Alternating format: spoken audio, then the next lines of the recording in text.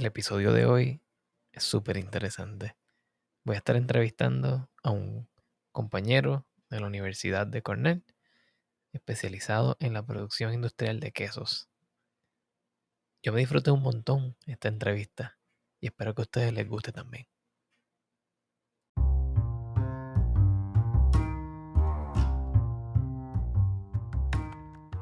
Bienvenidos a The Food Engineer Podcast, un podcast dedicado a la exploración de alimentos y bebidas fermentadas. Yo soy tu anfitrión, Cristian Mercado.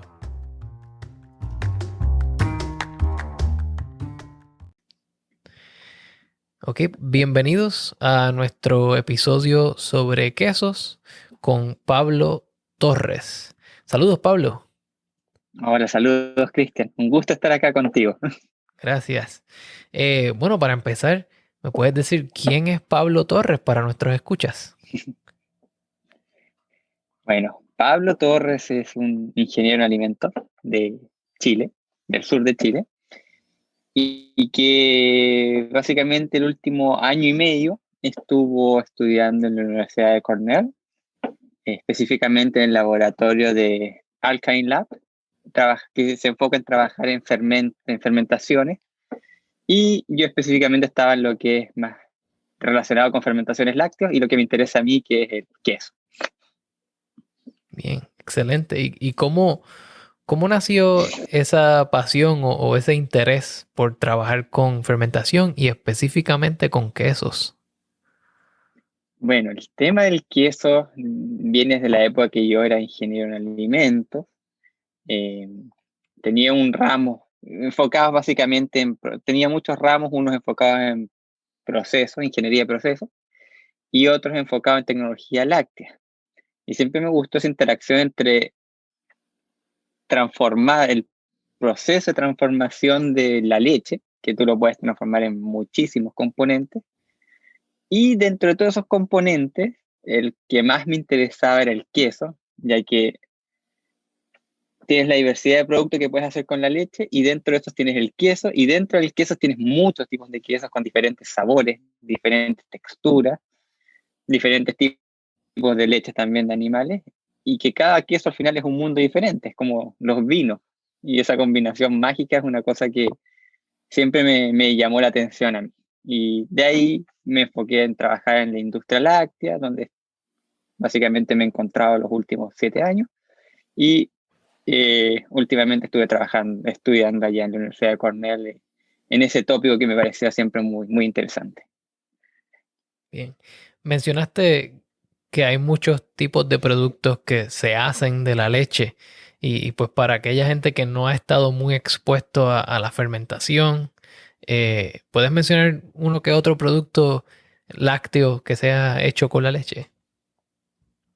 Sí, no hay problema. Bueno, dentro de la leche tenemos, para empezar, lo que es la leche fluida, que tomas la leche, le aplicas un tratamiento térmico, normalmente la pasteurización para eliminar los microorganismos vegetativos, y ahí tienes leche pasteurizada, que es lo que uno puede tomar a diario. Y también dentro de eso después tienes otros procesamientos más intensos de la leche que te dan una leche larga vida, como la leche UHT. Eso es por parte líquida, también puedes ponerle sabor a esas leches, diferentes sabores, diferentes texturas,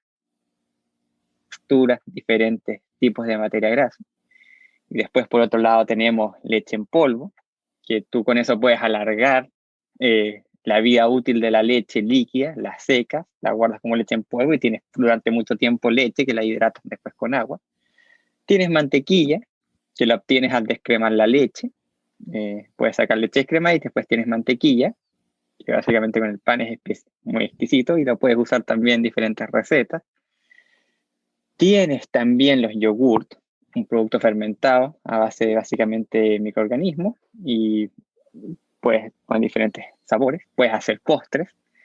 Puedes hacer también lo que conocemos acá en el Cono Sur como dulce de leche o manjar en otros países. Que es Bien excelente, dulce y excelente, un sabor único, por así decirlo. claro.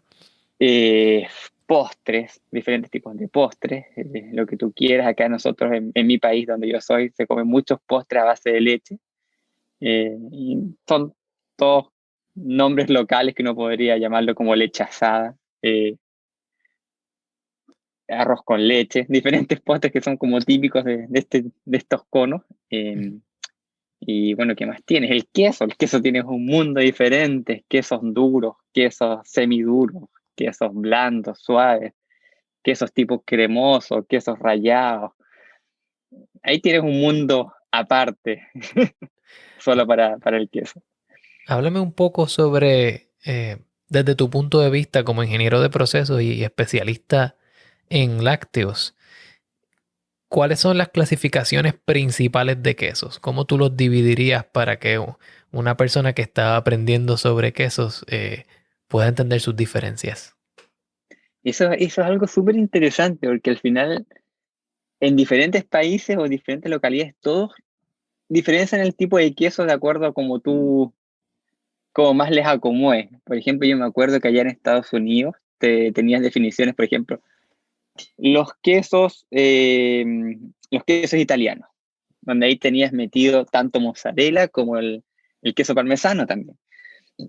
Y lo divertido que el queso parmesano, en otra clasificación, si lo vemos por clasificación de humedades, eso ya es otro y queda separado un queso mozzarella, porque lo tienes como un queso de alta humedad, mozzarella, queso fresco, comparado a un queso seco como sería el queso parmesano. A mí siempre me gusta esa clasificación de humedad porque también va muy de acuerdo a la textura, o sea, de tener quesos de pasta dura, como ya nombré el parmesano, Sbrinz, que es otro tipo de queso, quesos de pasta ya semidura, donde podrías ya tener los Gouda, podrías tener cheddar, que se puede mover entre semiduro a duro, por ahí, eh, el dambo, o puedes tener los quesos ya más pasta blanda, que tienen mayor humedad, son más de, como ya tienes el camembert, el queso brie, el queso mozzarella fresco, eso ya lo puedes clasificar, dependiendo del tipo de clasificación, lo puedes colocar como un queso fresco, un queso italiano o un queso de alta humedad. Bien. Entonces, uno siempre puede jugar las clasificaciones de los quesos, pero lo que a mí siempre me ha gustado es clasificarlos más que nada por humedad, porque la misma humedad también te da como el tipo de funcionalidad después que le puedes dar al queso. O sea, un queso de mucha humedad no lo vas a secar, va a ser un problema operacionalmente. Y entonces, de ahí me salen dos preguntas. La primera es, ¿podemos obtener quesos bien similares aunque usemos distintos tipos de leche? Y con eso me refiero a leche de vaca versus leche de oveja versus leche de cabra.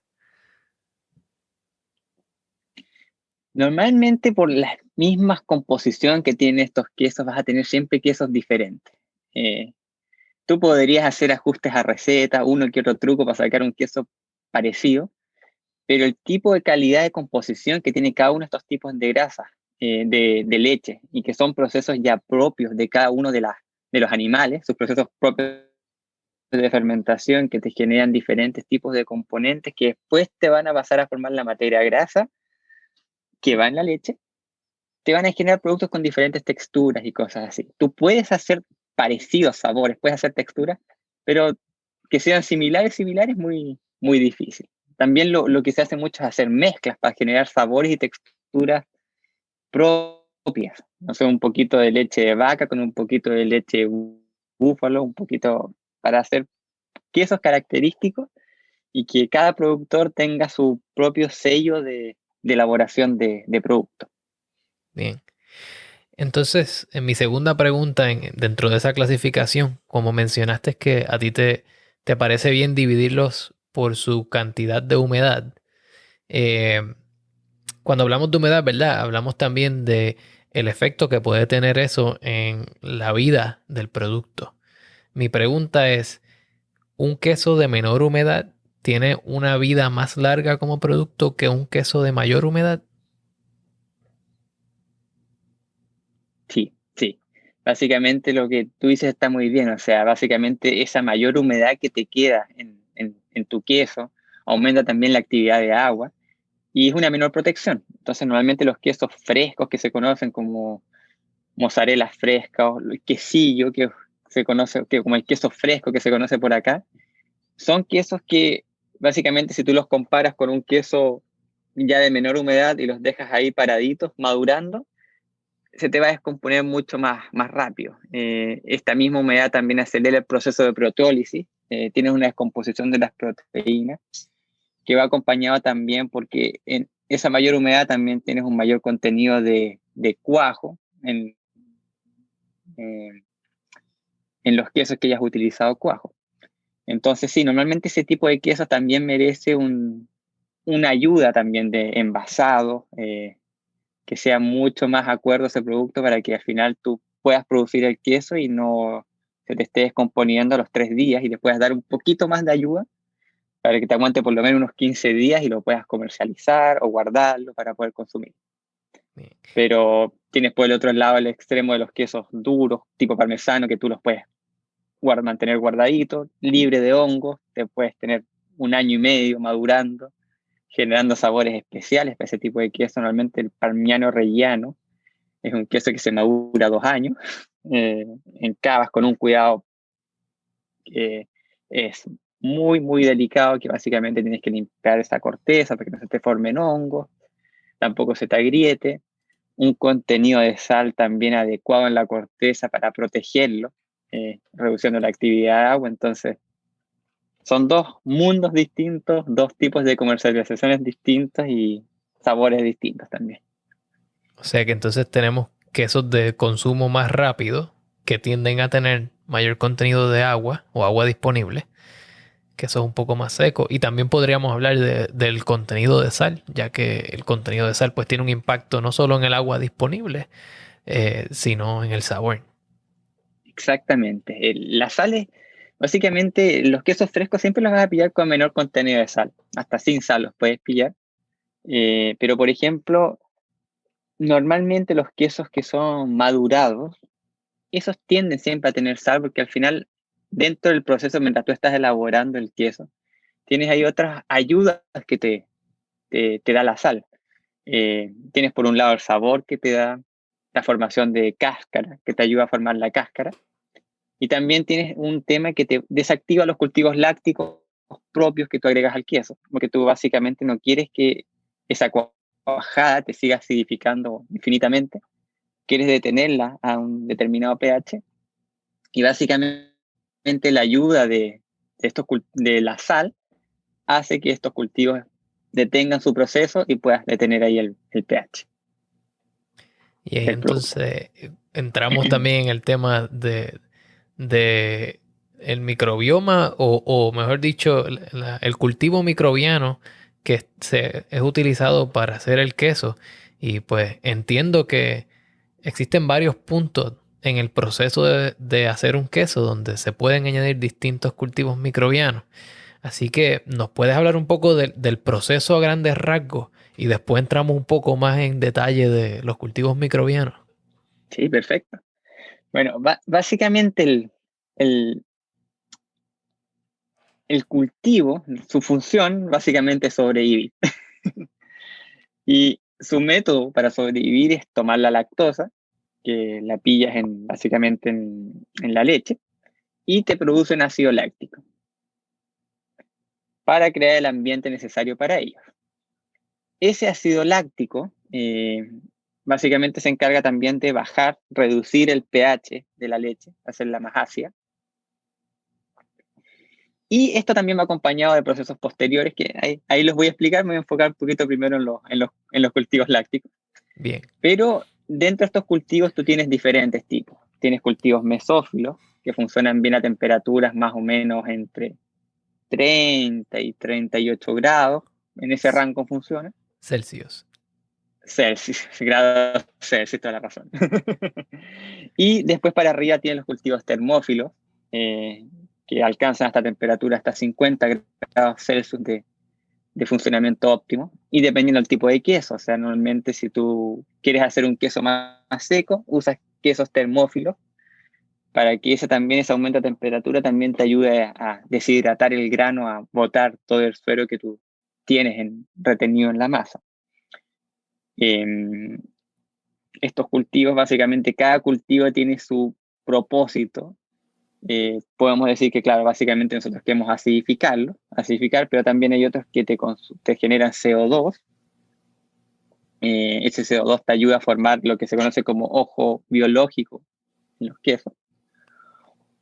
O también tenemos los otros quesos, los cultivos propiónicos, que básicamente es el que se utiliza en el gruyère, que eso ya te generan estos ojos grandes y bonitos, redondos, brillantes en ese producto que lo hace tan característico. O también como lo que puede ser el queso Colonia, que no puede pillar en Uruguay. Son muy parecidos. Y básicamente eso, o sea, tienes función de reducir pH hacia un ambiente más ácido y también un tema de funcionalidades diferentes, ya sea sabores distintos, texturas distintas. Y eso básicamente es propio del cultivo. En el proceso de elaboración, ya después lo que tienes maduración, para los quesos madurados, estos mismos cultivos ya llegan a su fase de lisis, en que empiezan básicamente a morir.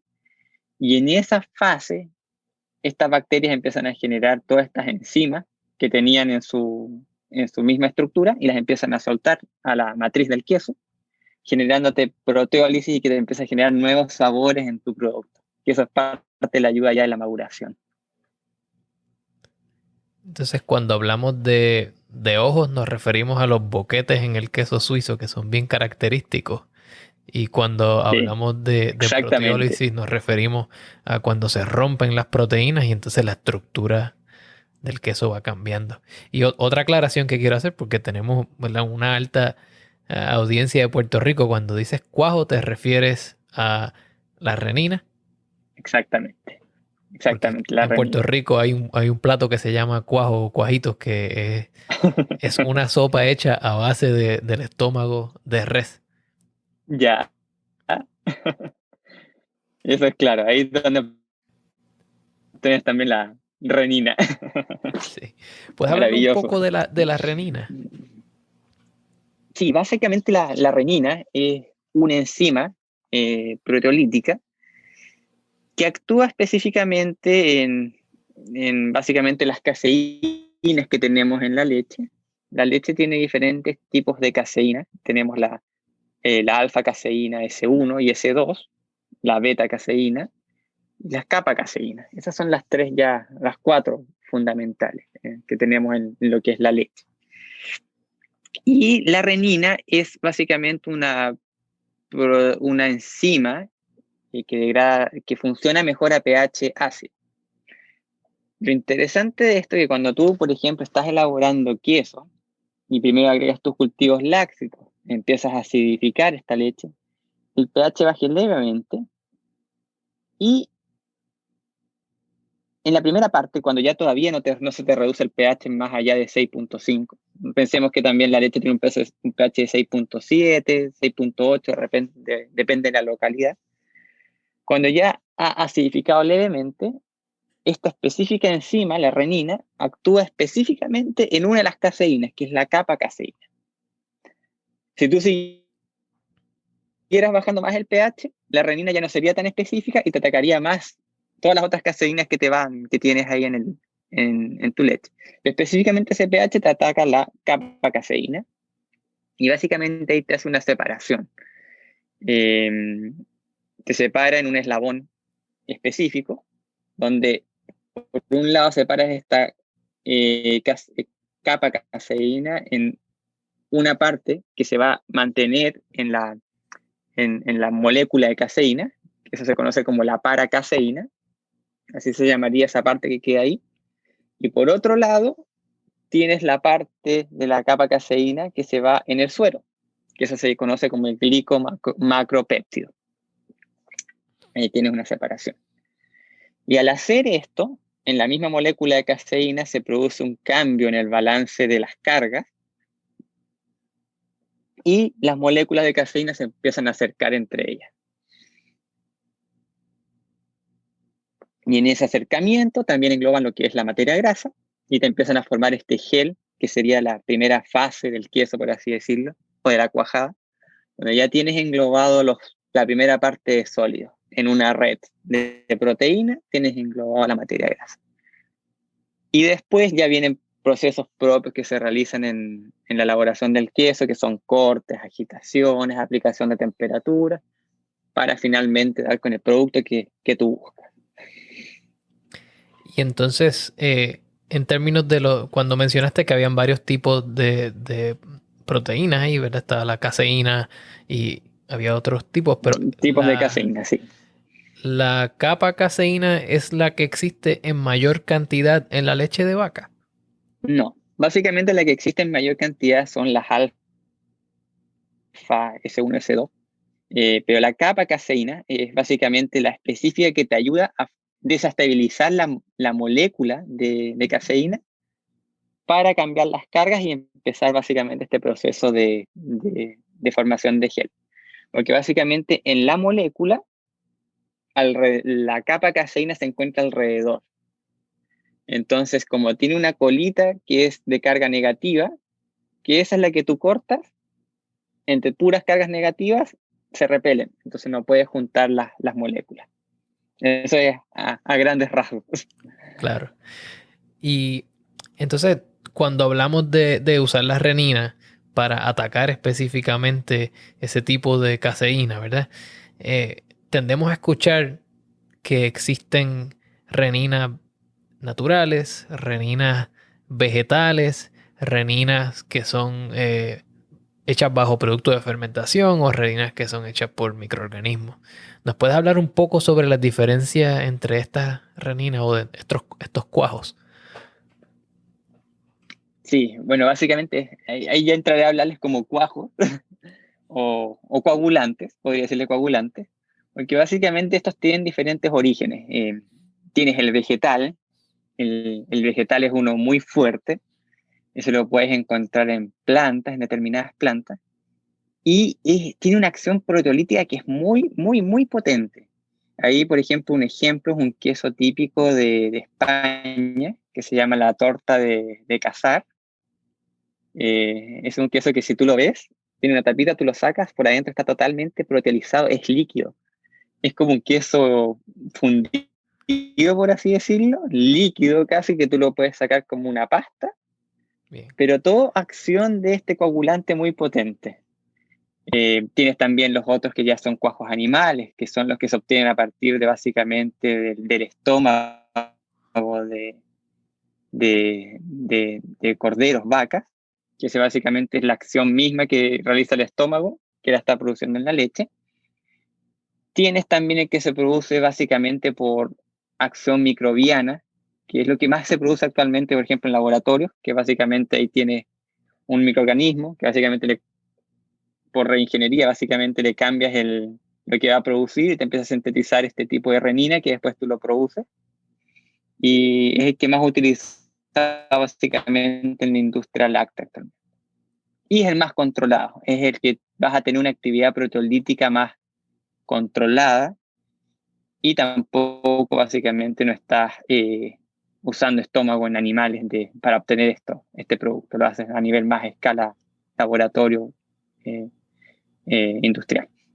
Entonces tenemos un cultivo, o mejor dicho, un cuajo, el cual nos produce un efecto que tiene mejor repetibilidad y podemos obtener la Exactamente. cantidad o lo que le llama en inglés el yield, la cantidad de porcentaje de producto repetible y consistente.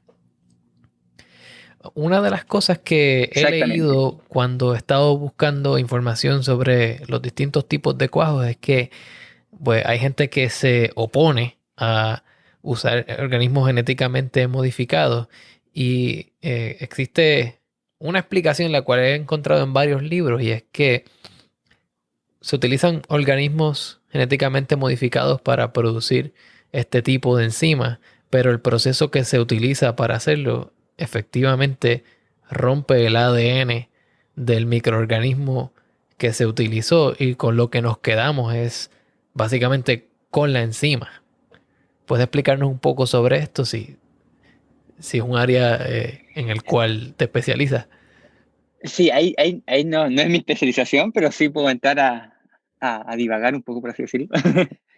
Pero sí, básicamente ahí lo que es una forma de producción que, claro, lo que tú dices es cierto, pero si lo comparas, por ejemplo, con un tema de bienestar animal, cómo se obtenía el cuajo antiguamente, que básicamente tenías que extraer esta enzima del estómago de un animal, es mucho más amigable. Nadie quiere estar realizando eso actualmente. Entonces, esta es la forma para poder producir cuajo de calidad y que básicamente es una ayuda en el proceso. Cuando tú básicamente aplicas después un tratamiento térmico fuerte, el cuajo se te desactiva, o la cantidad de cuajo que te queda remanente en el producto siempre es muy poca comparado a lo que tú agregas y lo que se te escapa en el suelo. Entonces, básicamente es una ayuda de proceso y con un porcentaje de ingredientes muy poquito, muy despreciable. Ahí entonces entramos en los beneficios de la ingeniería de alimentos, donde bueno, estamos reduciendo sufrimiento animal para sacar un insumo que se utiliza en otros procesos, sino que estamos generando el mismo insumo bajo un procedimiento que lo hace más repetible, que nos da mejores resultados y pues es ahí quizás, y corrígeme si me estoy equivocando, pero es ahí quizás el inicio de la producción en escala de los quesos de manera repetible y con calidad, la cual podemos esperar siempre sea la misma. Exactamente, es parte de eso. Además, también como siguiendo básicamente tenemos a nivel global cada vez más certificaciones, por así decirlo, que también se preocupan de las buenas prácticas. Esto va de la mano con nuevas tecnologías a nivel, ya sea para coagular, a nivel de cultivos también, siempre cultivos elaborados de forma más estandarizada, que básicamente tú tienes los cultivos que de verdad necesitas en tu producto y no cultivos dispersos, como activamente se hacía el queso, que tú podías dejar tu leche en el ambiente con los microorganismos que ahí tenías y que ibas a tener tu proceso de acidificación, pero no ibas a controlar el sabor, o sea, ibas a generar sabores diferentes cada vez que elabores tu queso dependiendo del clima donde lo estés haciendo. Y que por un lado no es malo, o sea, si lo piensas es siempre vas a tener algo por descubrir, algo nuevo, pero nunca vas a poder repetir el sabor del queso que hiciste la semana pasada el día de hoy. O en la temporada, porque la leche también es algo que te va cambiando a medida que durante el tiempo de lactación que existe en la leche, la generación que va generando la vaca, su composición va cambiando a lo largo de las 44 semanas que el animal está produciendo leche. Primero tienes un alto porcentaje de calostro que te genera la leche, que básicamente que eso no te va a servir para hacer queso. Después va a tener mucha leche, baja en sólidos, y a medida que va avanzando este periodo, va a ir bajando la cantidad de leche, pero va a ir subiendo la cantidad de sólidos. Entonces, tus mismos sabores del producto que vas a producir van a ir cambiando, y no solo va cambiando la cantidad de materia grasa, por ejemplo, sino te va cambiando el tipo de materia grasa.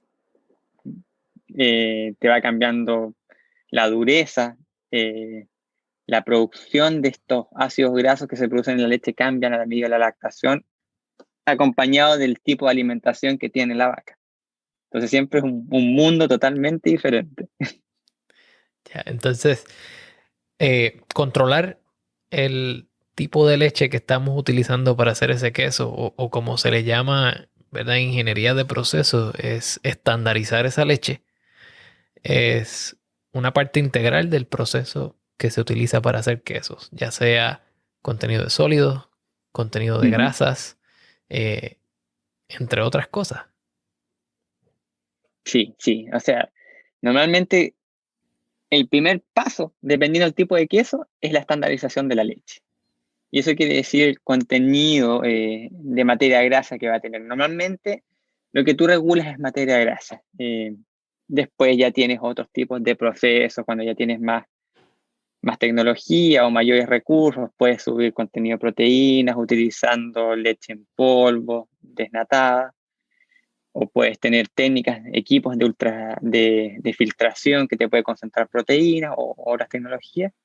Pero básicamente lo que es a nivel ya más casero, tú tienes que estandarizar tu leche con leche en polvo para regular los sólidos. Y cada tipo de queso tiene diferentes requerimientos de materia grasa. Depende del producto que vas a querer lograr. Si quieres hacer, por ejemplo, un queso mozzarella, vas a querer tener menos grasa para evitar ciertos defectos que podrías tener tu mozzarella. Si vas a hacer un queso duro también usas menos grasa, pero al final le sacas más humedad, desde que es un producto mucho más compacto. Si quieres hacer un queso básicamente para sándwich o cosas así, vas a querer regular tu materia de grasa para que tenga una textura igual adecuada, te funda bien, sea algo agradable a la boca, que no estés comiendo algo que sea muy duro o muy blando. Entonces todos esos factores tienen que ver con lo que se llama la pasta, que viene siendo esa consistencia interior del queso. Sí, exactamente. Y eso te ayuda mucho el tipo de humedad, la cantidad de humedad que tengas o el tipo de materia grasa que tengas. Bien. Bueno, Pablo, me has dejado con mucha más curiosidad por el queso. Y voy a seguir investigando y quizás te voy a seguir preguntando, pero por hoy quiero darte las gracias por sacarle tu tiempo, por explicarnos un poco más sobre esa industria en la cual tú te codeas y nada, sabes que nuestras puertas están siempre abiertas para ti. Muchas gracias, Cristian. Que tengas buen día y fue muy interesante.